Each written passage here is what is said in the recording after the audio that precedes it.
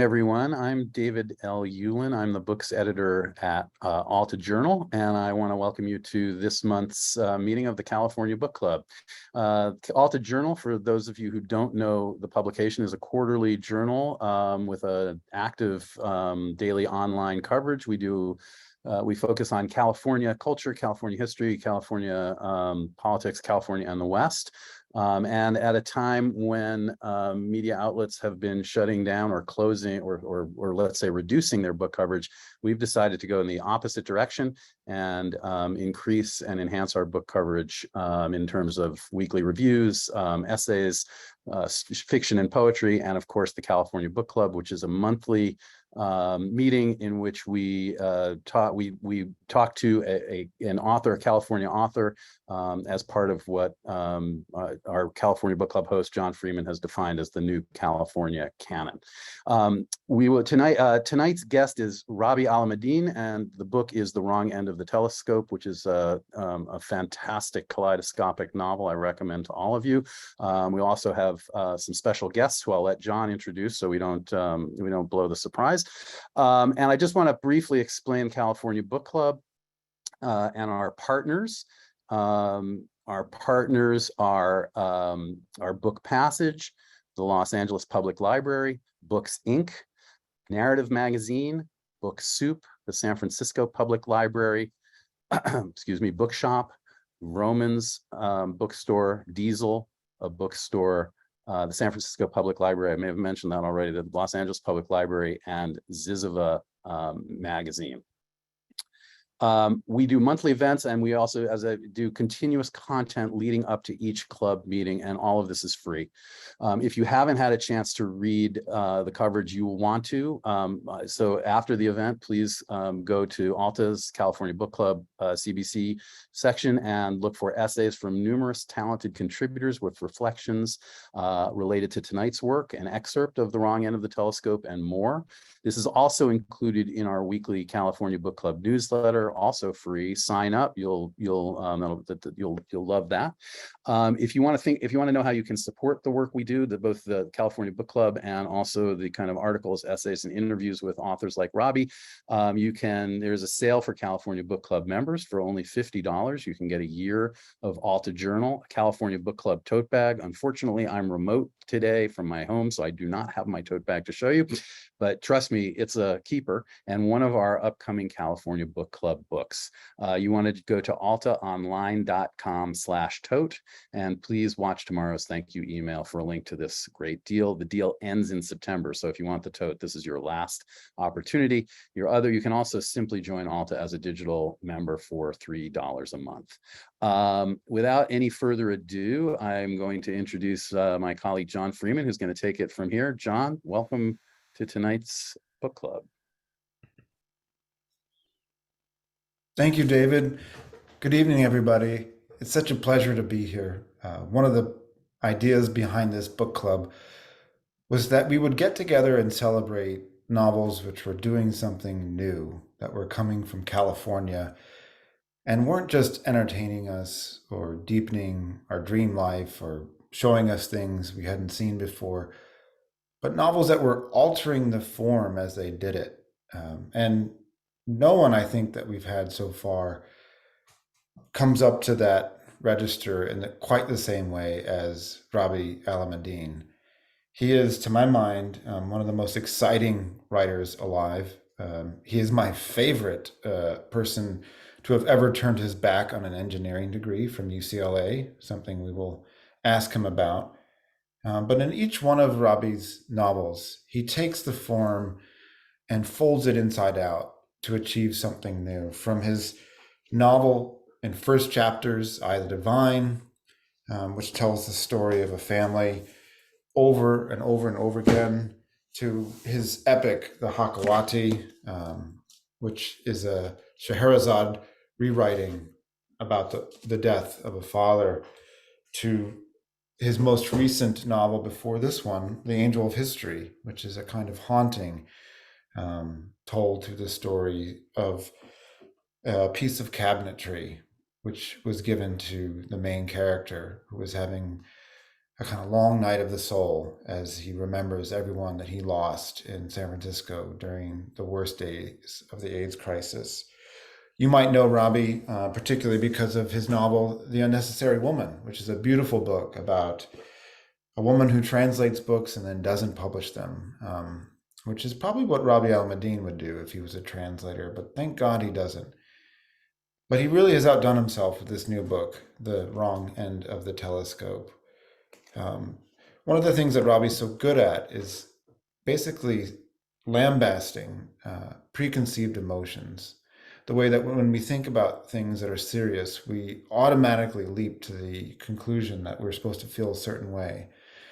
And one of the great gifts of Rabih's books is that he allows us the messy, complicated, and sometimes dangerous feelings that come about when we talk about loss, when we talk about sexuality, when we talk about things that deserve a whole novel being written about them. And this is a novel in many ways about the migrant crisis. Our lead character, Mina Simpson, is a physician who's traveling from Chicago to Lesbos at the behest of a friend to try to lend her skills to help Syrian migrants who landed on that shore, sometimes after perilous journeys with ailments of the heart and the soul and the body, and all at once.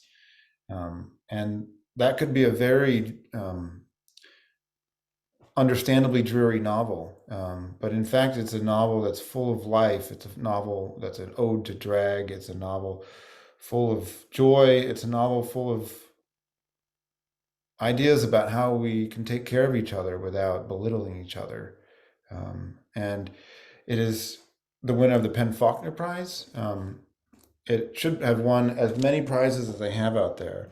And we're going to talk to him tonight about how he wrote this miraculous prismatic book in which Mina is spending her time on Lesbos and is also writing letters to an offstage novelist who sounds quite a bit like Rabih Alameddine, who also went to Lesbos in the book previously and had what was an understandable breakdown. I'm not going to be only asking these questions. I'm very pleased to be joined by two other brilliant artists tonight.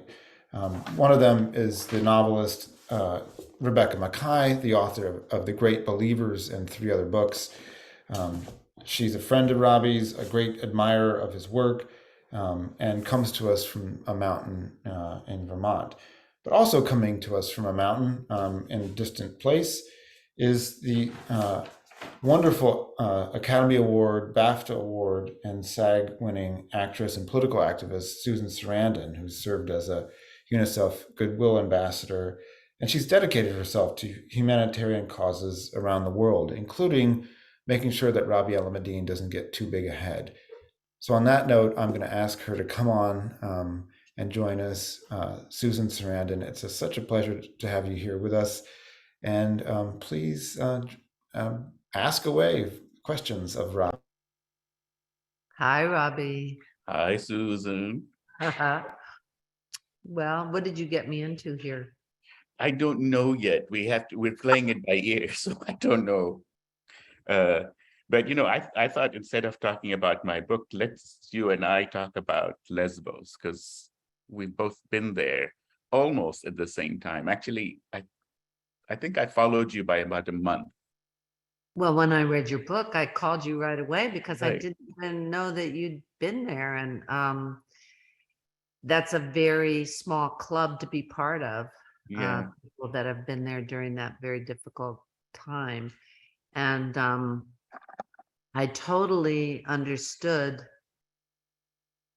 the character's inability to deal with what was going down, because I've been a part of quite a few rescue or difficult situations after earthquakes. I was in Nepal, I was in Haiti, and I've never seen anything as devastating as this constant flow of desperate people that once they got dried off and ended up in the camps, that's when the hell actually started. And so there was, usually when you're dealing with, so many people need to be rescued, need to be fed, bury the dead, get the limbs for people but you know exactly what you're dealing with. And this was just without any indication that it would ever stop, Mhm.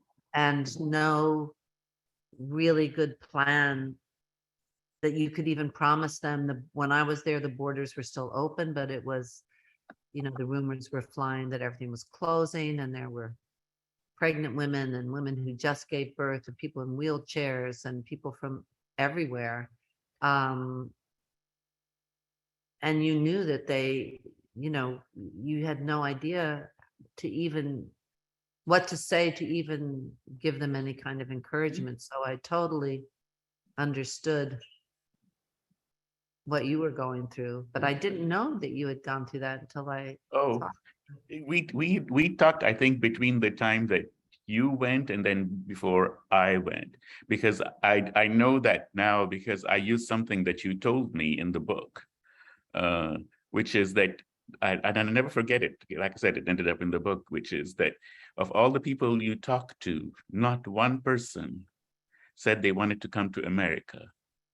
And all over America, people were trying to keep them out, and nobody wanted to come in the first place. What's his name? Pence was the governor of Indiana, and he put out this law that you can't come to Indiana as a Syrian refugee, as if any Syrian wants to go to Indiana. Is fascinating. So yeah, I remember it well. But the thing that you said that I think is important is that disasters come in many shapes and sizes, but what was really strange and what was overwhelming in Lesbos is the never-ending aspects of it. Like, yes, an earthquake happens, everything falls apart, and then you start building. We are still going through a migrant crisis, and I don't see an end to it. We might end the Syrian crisis, but you get the Ukraine crisis, you get the African crisis, you get that we're still we'll be having migrants for a long, long, long, long time, and we still have no clue how to deal with it. And that's frightening. Yeah, I mean, when I went with the idea, because at the time everyone was presenting, I mean, we're painting these people that were coming as if they were terrorists. And I thought, who are these people? I'm just going to go ask where they came from, why they left, and what they hope for. And I'll just ask those 3 questions, and got so many different stories. But and that's when I realized, and nobody wanted to come to America. They were all wanted to go to Germany or England, or some of them went to Switzerland, and everyone that was pregnant was trying to hold on to their babies until they could get to be somewhere. And then also having the conversations with, I don't know what his official title was, who was supposed to be dealing with all of these, came in from Athens and was supposed to be dealing with these people, and the European nations were putting pressure on him to not let the boats in, to not let these people in. And he was saying to me, what am I supposed to do? What am I supposed to do? And he told me he just took a bunch of these dignitaries out in a boat, and they intercepted one of these horribly overcrowded, flimsy, with fake life jackets on boats full of people, and said, what do you want me to do with them? Finally just took them out there and said, what do I do with these people then? And I just, and the fact that the people who were really able to process, which is why I went without, not under the auspices of the UN or any specific group, the people who were really able to accomplish the most were these crazy volunteer doctors and kids, and the firefighters that came from Spain, and everybody that had found a way to improvise outside of the system, because the system was just, the bureaucracy and everything about it was just not functioning. And that was also crazy, to see people, I mean, some religious groups from the United States. There were some, I think a couple of some Mormon families that came, and they were able to bring things with them, and they were giving stuff out, but it was just such an improvised, crazy thing. And all of the bureaucracy was working against them. And when I got home, I kind of had just the tiniest idea of what it's like when they say people that are in war never talk about it, because there was just, I mean, I did a bunch of shows with my film that I got, and the Huffington Post was putting out pictures that this kid that I found that could drive me and had been there and helped me find a place to stay and everything. But I couldn't really talk about it. And I don't know how long it took you to be able to function when you got back. It took me a long time. And one of the weird things, like I said, for me was I wasn't able to write about it forever and ever and ever and ever. John wanted an essay from me, and he was the one who finally forced me to write something. Otherwise, I wouldn't have been able to. It was emotionally traumatizing.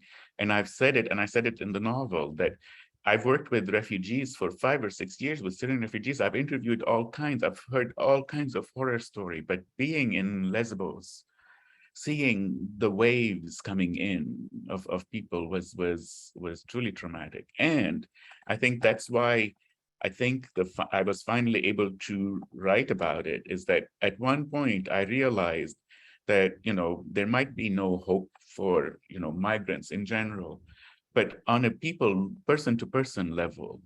And like you said, the volunteers, the local, I mean, I don't know what we call them, lesbians, the local people from Lesbos, they were amazing. I mean, they couldn't not help, as somebody said, if you see somebody drowning, how could you not help? So that they opened their doors. The Spanish lifeguards, they were fabulous and gorgeous, and that to have just all these Spanish lifeguards come in because they thought it was stupid that people were drowning in between distances that for them is swimmable. But then they arrested some of them. Remember, Yes. they arrested them because they hadn't permission to go out in the boats, and they called them cowboys or whatever. And then there were all those amazing, did they call themselves the dirty girls? I remember the women that were picking up all of the wet clothing, washing it, all the shoes. And this one guy that had a big laundry allowed them to come there, and then people were sorting it out to be able to give them clothes when they needed it, because so there was also trying to recycle it with people. And then there was a guy that was making soup all the time, and then the mountains of life jackets that were there, and you're trying to think, what could they be? A literal mountain of a lot of fake life jackets, an actual mountain. I have pictures of me with and you're thinking, what can we do with these now? And I think often now of how they got those restaurants that were feeding and helping, what happened to their business in Greece. I mean, it was a tourist business, and I wonder how many of those people have survived that were local, that were so kind and so generous. I mean, it was freezing. I was there at Christmas. I was there for the 10 days before Christmas, and then I went back like 2 days after Christmas. So it was freezing. It was really cold. I was there from January 2nd, so right after New Year. It was freezing. Yeah. Well, thank you for this book. I mean, it blew my mind because, being friends but not knowing what you'd gone through. I guess we're so superficial together. I know, we just have fun and go to Indonesia on a boat and make jokes, talk cats, lots of information. Lots of cat dogs. Yeah, but I still think about it. I don't think it's gotten out of my system. At least you wrote a book. Yeah. Like it took a lot out of me. It really did take a lot out of me to write it. I bet. Yeah. I bet. Well, you disguised yourself pretty well. Not that well, but thank you. Okay, darling. Well, I'm going to come back in here, and we'll bring you back in, Susan, if you can stick around. Thank you for for coming on. Rabih, I want to talk to you. This is not the first time that you've volunteered to help people, and then later wrote a book.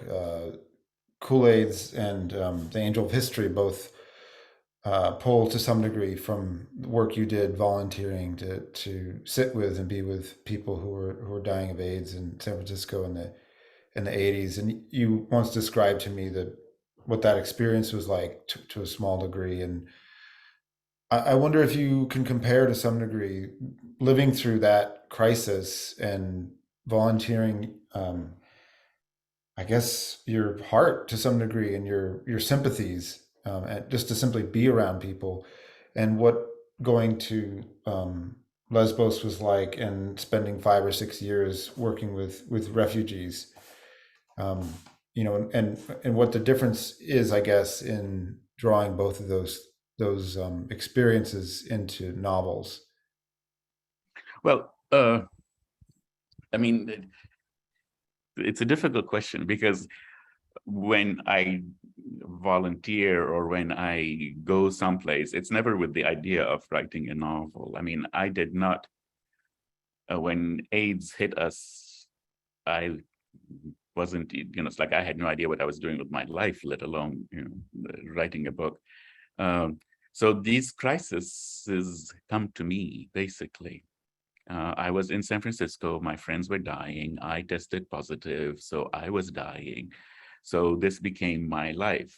I was living in Beirut when the troubles in Syria started, and these refugees started coming over the border. So I was seeing them and talking to them. I think the difference is that I am unable to not talk to them. I'm unable to not see what is in front of me. So there's that. But the other is that I usually listen to people and try to put myself in situations like this, because as a rule, I'm a very self-centered, narcissistic person. I spend so much time alone, and I think it's the end of the world when I can't get a sentence just right, and oh my God, my life is terrible, because so when I'm that self-involved, or I could call myself a narcissist, or I could call myself an American. That was a joke, God damn it, John, there was a joke. I'm laughing. It's On the 1:30 in the morning, but I'm laughing. So that it forces me to get out of my own way. It forces me to, I think part of the problems of our world today is that we think that what is happening to us is the most important thing in the world. And we think that, our opinion is the most important thing in the world. And, how could somebody think like this? And the truth is that the world is vast, and people are going through a lot of issues that make mine seem trivial, and they are trivial. So that by putting myself out there, it actually, most people think that it would depress me, but on the contrary, it actually uplifts me, because I begin to realize I am depressed when I am contained within my own world. And when I begin to go out, the situation might be terrible, but at least I'm engaged with the world. I'm engaged with people. As difficult as it is for me to do so, it's actually makes me happy in the end. But the other thing that I started thinking is, I should just create world crises so that I'd have something to write about. Like if we could have a big disaster of some sort, because right now, it's difficult for me to get a grasp on what I'm writing next. So if we could just have like one big thing. One of the most interesting words that you said in that answer, among other things, is the word "us," because it's a complicated word for Mina when she goes to Lesbos. She's from Beirut. She was raised there as a boy, transitioned in America, comes back, hasn't been back to Beirut at all, hasn't seen her family in a long time, and has seen people from the Middle East, and speaks their language, which allows her far more access than some of the translators or even the journalists to stories that people are telling without telling them. But she also is uncomfortable completely breaking down that border between herself and people who've come from Homs and other places in very dire situations. And I guess I want to ask you,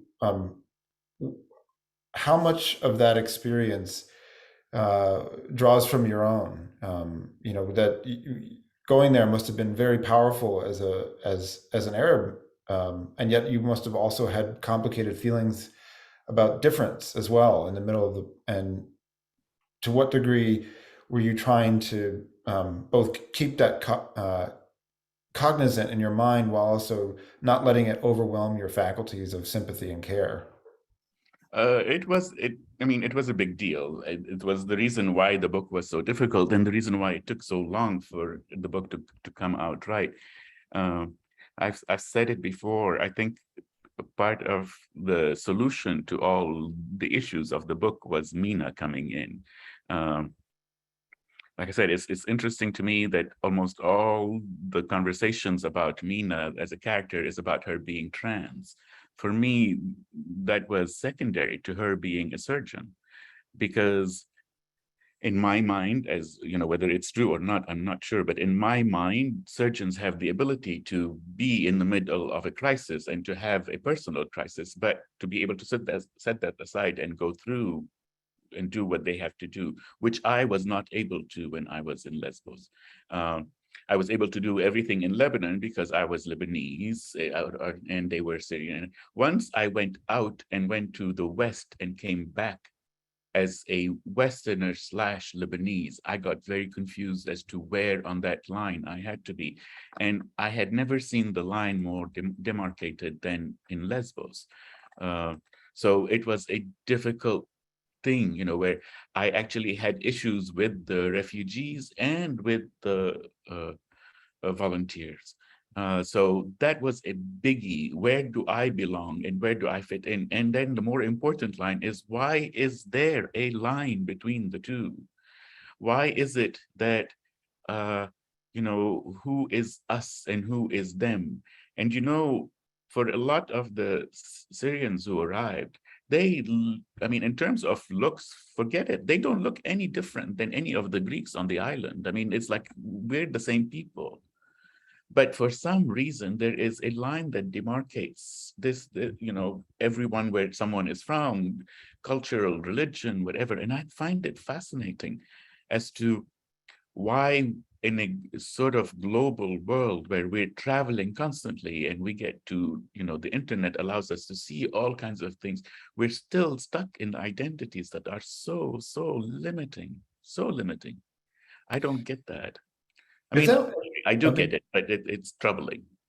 Is that why there's this, among other things, there's this really beautiful vein throughout the novel about the various ways that drag can be performed and enable you to be many different things at once. And I know, from seeing pictures in your house that you have many identities, but can you talk a little bit about drag and what it's meant to you and what it means to the novel?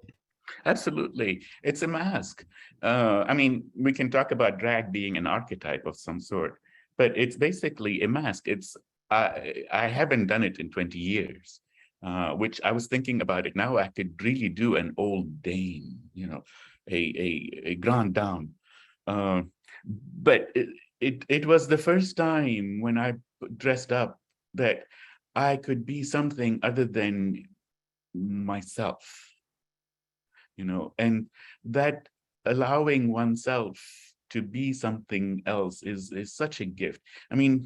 I can talk about, I've thought about how do we define identity and stuff. And there are so many things there are a few things that allow us to get out of ourselves. And I actually love them all. One of them is drag, is to just put on a different thing. The other is travel. When you're traveling, I'm somebody completely different in every country. Nobody knows me. I could do whatever I want. And the other is sex. When you're having sex, you're somebody else completely.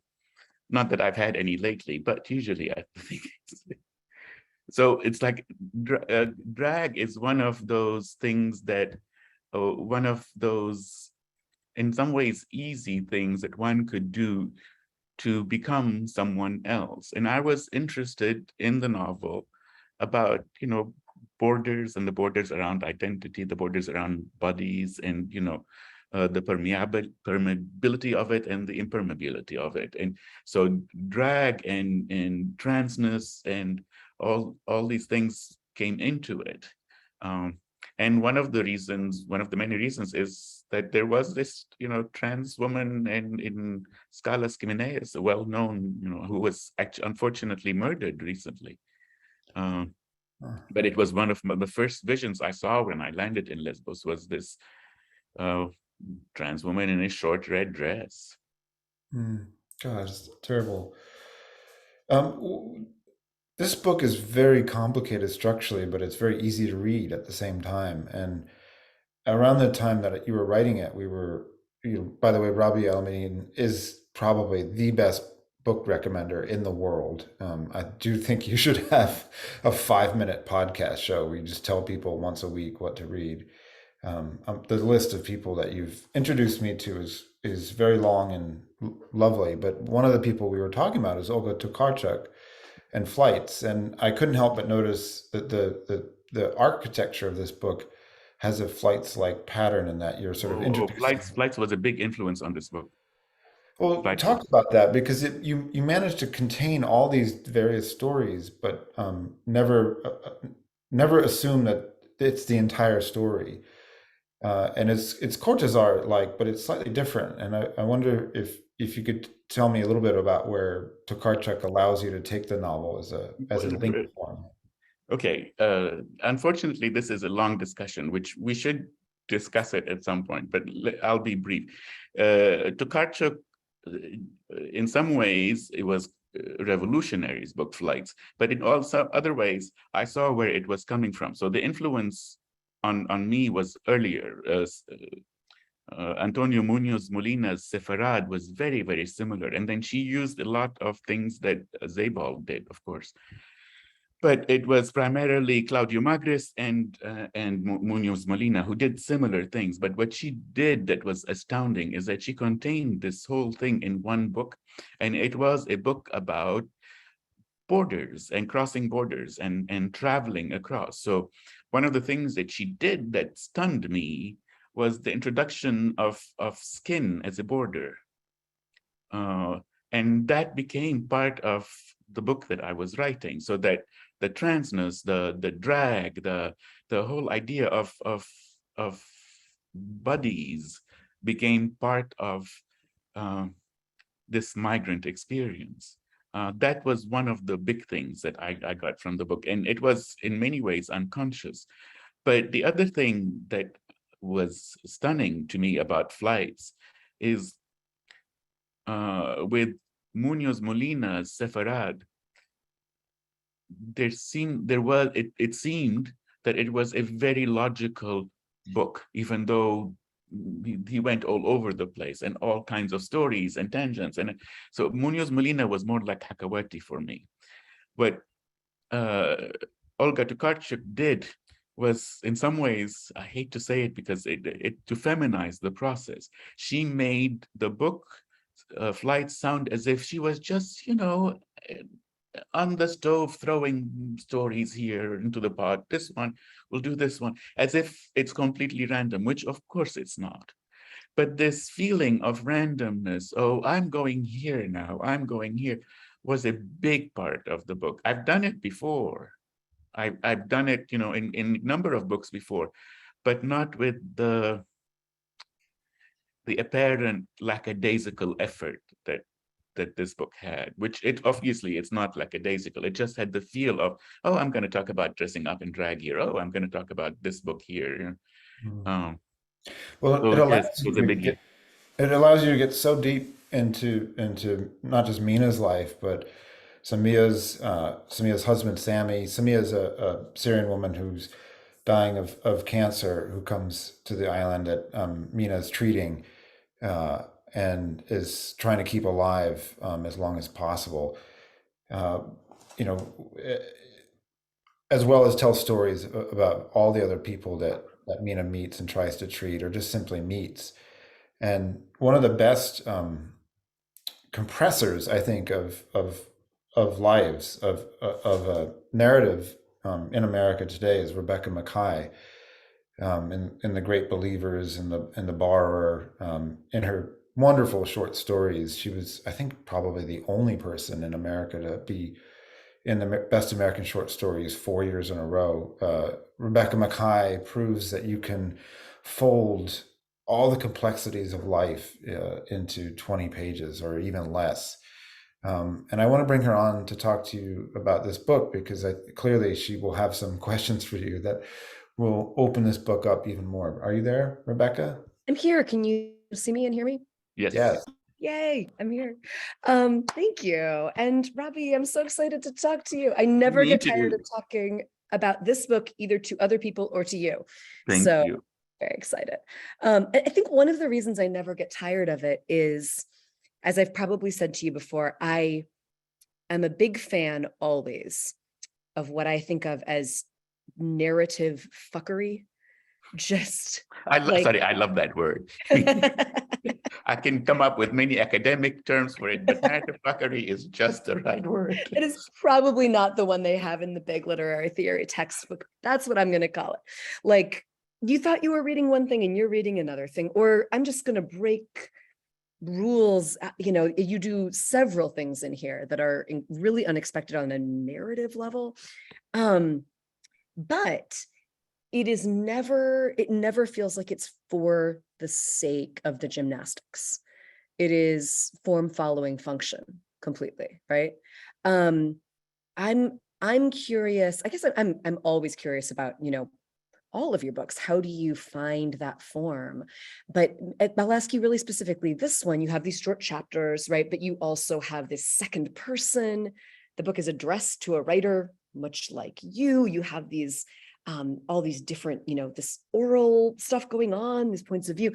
So do you write your way to that form? Yes, I write my way, but it's also important that, as you know, a lot of the formal invention comes straight out of the problems that I'm facing. Mm-hmm. Okay, and again, I guarantee you do the same thing. I'm almost sure that almost every writer does the same thing, that invention follows problems. Yes. I encounter a problem, I must find a solution. The first problem I encountered was that I couldn't tell the story because I could not figure out the right distance to be from looking at it. I was both the volunteers and the refugees, and in some ways I loved both, and in some ways I hated both, so I could not pull away enough to see them clearly. So the invention of Mina to come in and tell the story was a formal invention, but it was basically in response to the problems I was having. Mm-hmm. The other thing that was, the other part that everybody assumes was like, I sat down and go, ooh, let me think of, was just also a solution to the problem. I wanted to write about what happened to me in Lesbos, but Mina came in to tell the story because she wasn't me. So whatever happened to me could not have happened to Mina. She would not in any way or form have a nervous breakdown when people needed help. There is absolutely no way. I mean, I can't even imagine her having, listening to Mahler under the... So, but I mean, that scene, even though, obviously I was in it, so I wasn't seeing it, but I kept seeing this guy under the covers, under the duvet, just with earphones and listening to Mahler. It had to be in the book. There was no other way to do it than to have this character. At first, it was just a character, but it felt so flat. So, starting the novel, then I went back and started, well, what if she's talking to this person and in some ways, both trying to lift him up and to make fun of him at the same time. And that's where the sort of, if you call it a formal invention, or a narrative fuckery or whatever, it was just trying to solve some narrative problems. It makes a lot of sense. I feel like the lesson I have to learn again and again that maybe I've absorbed now is that I can't write around problems and I can't solve the problems. I can only write about the problem. You know, the problem I'm having with the book needs to go into the book because it's probably the most interesting thing going on anyway, right? It's also the things that has the most mana for you. You know, it has the most passion for you. Yeah. So Yeah. I mean, this is one of the things that I learned, and I usually joke about it. It's because I'm so self-centered that, you know, my problems are important. But it is where the passion is. For me, again, that there are many threads in the novel that, you know, I love and I worked on and stuff, but the closest to me is the fact that, you know, here was all these issues, and this writer, who I'm not going to say is me, who, you know, goes there to help because he wants to get out of his own way, and then it ends up being about him. Yeah. You know, which is in many ways same as the volunteers and same as the, you know, it's like, it's almost always about us. So how can we make this human thing part of this novel about refugees? Yeah. One thing, I don't know if this was a response to a problem you were feeling or if it was more intrinsic from the beginning, but this is a novel that relies on, to a wonderful extent, to a plurality of experience. You're not trying to tell one story of one refugee. And you manage through doing that. You know, Chimamanda Ngozi Adichie talks about the danger of the one story. We tell one story about a certain group of people. Well, how do we avoid doing that? Sometimes the job of a writer is to tell one specific story. But when it's a bunch of people who are this misunderstood, when the narrative that's out there is a certain way, you tell one version of that. It seems like you're saying, and this is what everyone's like. So you manage to get through these, you know, kind of her conversations with people, you get this incredible plurality that allows you to have some refugees who are not great people and plenty who are, and, you know, you're able to kind of run that gamut. So I have several questions about that, but one of them is that I don't think I've asked you before. As you're piecing together these narratives, as you're thinking, this one goes in and I need this person, I need this person, I need this person, are you thinking at all about representation, about getting kind of across the board many different types of experience? Are you trying to get to the edges of what that experience could be? Are you just writing down the ones that you think are the best stories? Like, you know, how are you choosing the scope of the number and kinds of stories you tell? A lot of it is, again, I don't have to tell you, a lot of it is intuitive. And then a lot of it gets thrown out in editing. I mean, there were so many stories, just, you know, like, no. But the plurality of it is important. It's not necessarily a conscious thing that I do, but at the same time, it's been so ingrained in me, because it started early on. You know, I'm in many ways outside of the dominant culture. I am, you know, an Arab, I am a gay man, I am a Druze, I'm an atheist, I'm what, you know, whatever, all these different things. If I write about a, you know, a gay Arab man who does such and such, almost all the readers will, not only, you know, many readers will look at it and say, he's doing this because he's a gay, the character is a gay Arab man. So I'm constantly in the back of my head thinking about this, you know, like in I, the Divine, this woman is unable to go past the first chapter, and then she has a trauma. So I remember all the reviews saying that, you know, the reason she can't go past the trauma is because, you know, she had this, the reason she can't go past the first chapter is because she has that trauma, which was never the intention, because I know a lot of people who can't go past the first chapter who never had a trauma, and I know a lot of people who had traumas, but because she's a minority, or it's not everybody's experience, she becomes a representative of everything out there. So that if I am to write the story of one refugee, because not everybody has the experience of that refugee, it becomes the story of all refugees, which is not, I mean, not fair to the refugees and not fair to the novel. So in this case, there were lots of lots of issues that were studied. You know, like Mina was a trans woman.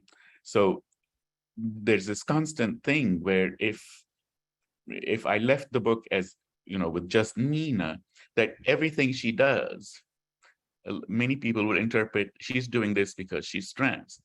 One of the ways that you handle that is you introduce another trans character who does something completely different. So, like Mina was not the most sexual of people. So you introduce a trans character who, wants to fuck every lifeguard there is. You introduce a trans character who's, and these are people I met in Lesbos.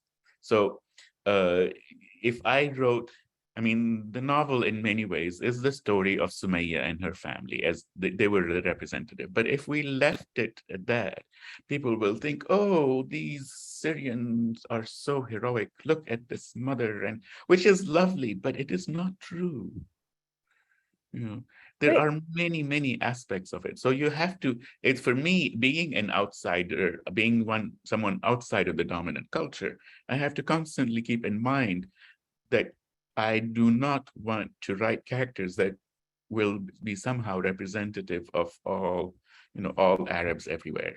But I can speak for all gay men everywhere. That Definitely. Yeah.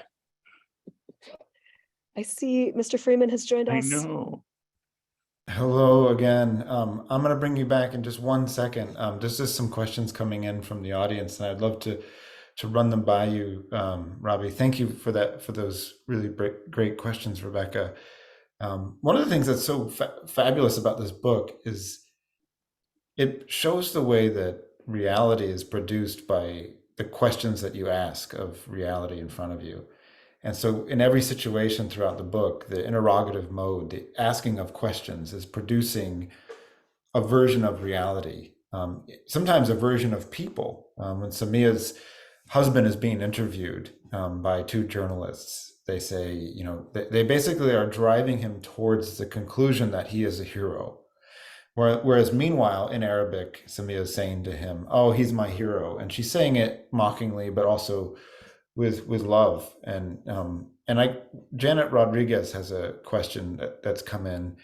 And she said, this does remind her of Cortázar, and that people have strengths and blemishes and weaknesses. And how do you consistently use characters as bearers of hope and glory in the midst of unfavorable conditions?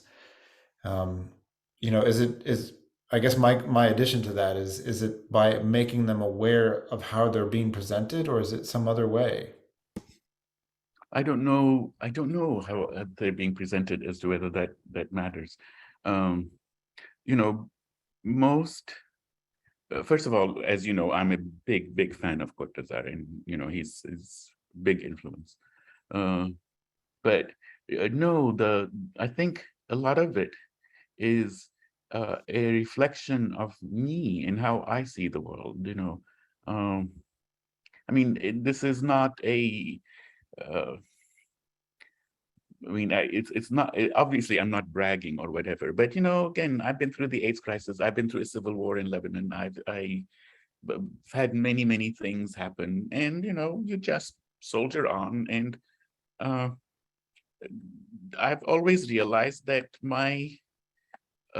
one of my strengths is the ability to look askance at things, to look awry at things, and to see both the good and the bad, and to not project it outwards. It's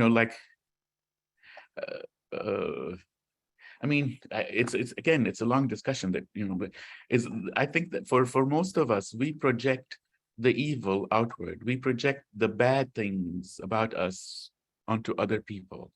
And whether it's bad luck or good luck or whatever, it's rare that I'm able to do that. I usually take it in, that I'm able to do these things. I am just as bad as that person, or I'm just as good as that person under the same circumstances. So my characters tend to be that as well. I kept thinking, who's the worst person in the novel? And it's probably the guy who robbed the jewelry store. And I met that guy. And I kind of liked him. I mean, I kind of liked him. I thought he was a little weird and total liar, It's like a fipster, but he was a good storyteller, or a bad storyteller, since we all knew he was lying. But to see myself in him, so that it's no longer something out there that's bad. It's something out there that's human.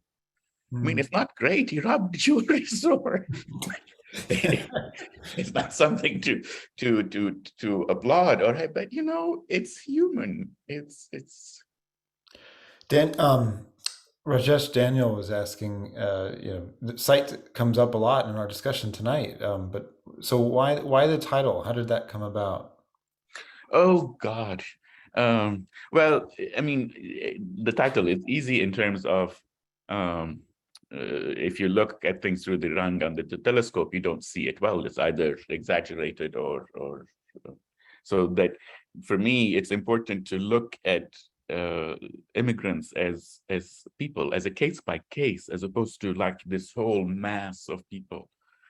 So that's what I was interested in. But the thing came from a D.H. Lawrence quote in one of my all-time favorite books, Studies of Classical American Literature, I think it was called. It's this short book. Apparently, he wrote in 5 days while drunk. But in it, he said, it was talking about some critic loving America, and he says, the quote was, "It's easy to love America unconditionally if you look at it through the wrong end of the telescope." And I love that quote. But this book is not about America, but so I didn't want to put the D.H. Lawrence quote in, but it's the whole idea of it's easy to either love something or to hate something if you look at it through the wrong end of the telescope. Susan Sarandon and Rebecca Makkai are still here, and since we have just a few more minutes, I wondered if you could both come back and rejoin us and ask any more questions of Rabih that were popping to mind maybe during the last hour, or that are just popping. I promise not to pop and lock. I always want my question to be like, who do you think you are? And just see how you respond. I'm not sure that would be the most helpful. Who do I think? It's like, see, this is the thing that I love, is that people assume that we are just one person. I am many different things depending on the occasion. Love it. I know. It's like, I'm a writer. I'm a born loser. Today I wrote this short piece about that. Somebody asked if I was not a writer, what would I be? I said, I would be the best lazy bum ever. I lazy bum better than anybody I know. It's all part of it. I love it. And I wonder, I'm sure everyone has, of course, everyone contains all those multitudes. I wonder though, if writers and actors if that's maybe just more at the forefront of who we are, that ability to just decide to be someone else for a day, I know Susan does. I mean, am I right? I don't know. Yeah, no, it's easy. I've always been interested in actors and how, when do they put the mask down, if they ever put the mask down, and how easy it is for them to pick up a character.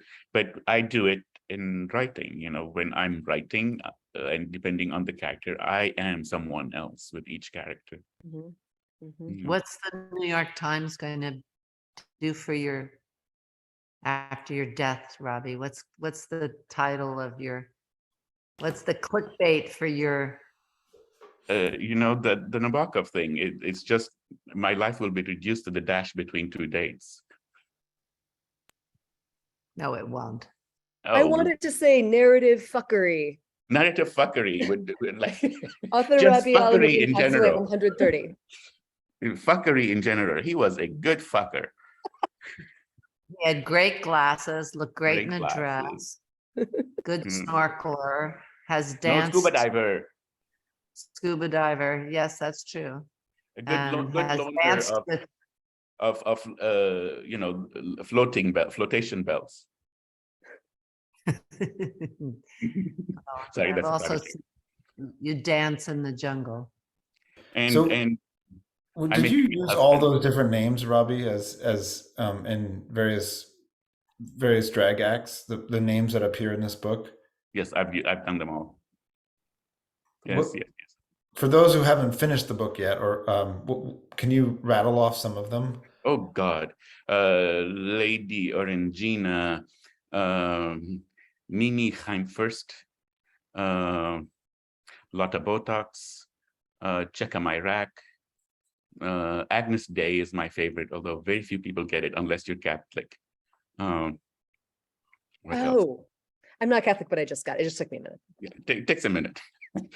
But today I did like, Mistress Fantastica. I can't think of them. You had the best named cat that I've Jane known, too. Joyce, who wrote You Sissies.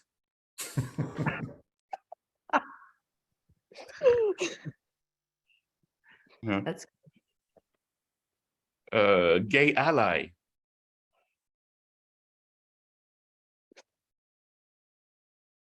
So Amazing. And I hope that you're, do these drag personas read stuff? Did they sing? Did they? well, it's funny because I talk about it a little in the novel. The drag personas were really important to me in the beginning. Like I said, to get out of my skin. I was in many ways a shy kid, and you put on drag, and I've actually done it. I've went and propositioned cops on the road, like, hi, darling, come over. But I would never do it as me until finally I realized that I don't need the lipstick. I can be outrageous by myself, and it still would be me. So again, it were like drag can be training wheels to come out. But like I said, I've seen actors and actresses do it. I know a lot of actors who are very, very shy, but then they go on stage, and for them to come out, I've seen them at parties where they just put on a persona, and they're different people at different times.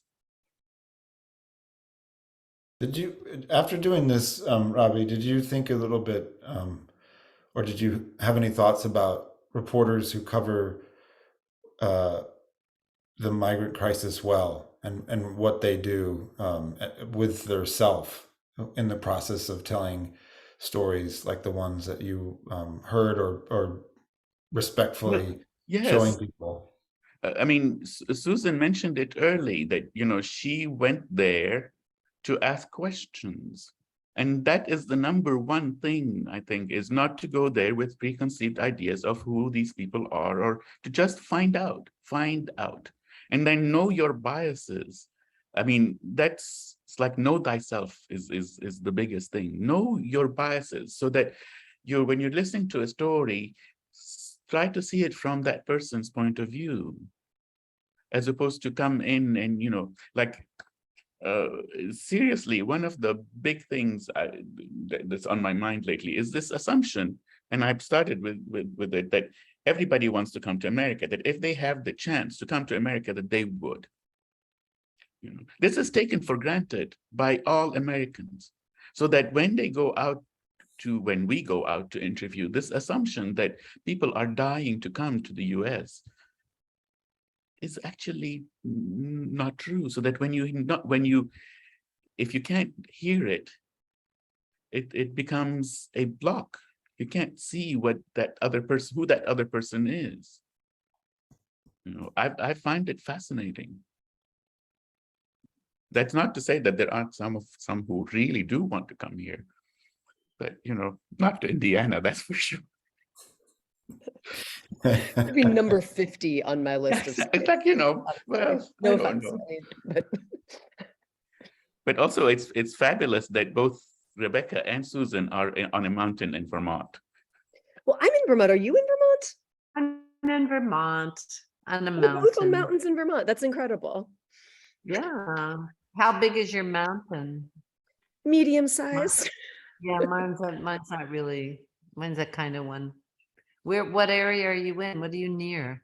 I'm at the Breadloaf Writers Conference right now, which is near Middlebury, so the middle of the western side of the state. I'm close to the border of Massachusetts, like close Okay. to Mass Mocha and Williamstown, North Adams, that area. I feel like I should throw you a paper airplane from my mountain to yours at the end of this. I'll look for that in the Yeah. morning. In the morning. Yeah, you could speak almost by semaphore at this point. Seriously. Well, we're I'm getting anxious to to that. read your short stories now. I really want to. Or Yeah. actually, Susan, I'll send you The Great Believers. It's a Ooh. magnificent book. This is Please. this is such a gorgeous book. Everyone should get one in the mail. I'll send you a whole list. I mean, I'll send you the books. Thank you. Thank you. Thank I you need so some- Or much. maybe I'll get John to send you the books. John This has is what connections. happens. I'm pretty soon I'll be making him breakfast tomorrow too, and he'll be wearing different glasses. Definitely. Can't be seen in the same glasses. I think you changed glasses in the middle of one event we had once. You know, I looked over and Hold on. You were saying? I feel like the odd one out here. I'm out of fashion in this Zoom. Yeah, well, it's good that your contacts work because those of us with glasses are looking at our reflections in our faces. Anyway, this was so lovely of you to call in, Susan Sarandon, Rebecca Makkai. You need 3 or 4 people to take on Rabih Alameddine at once, and you can take that comment and have fun with it later.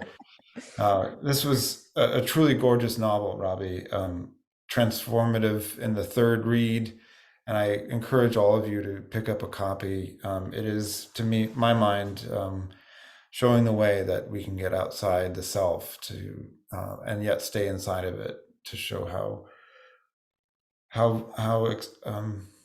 vulnerable we are to the way that the world is moving, and how we need to feel what is happening to people who are in this situation that Rabih's writing about.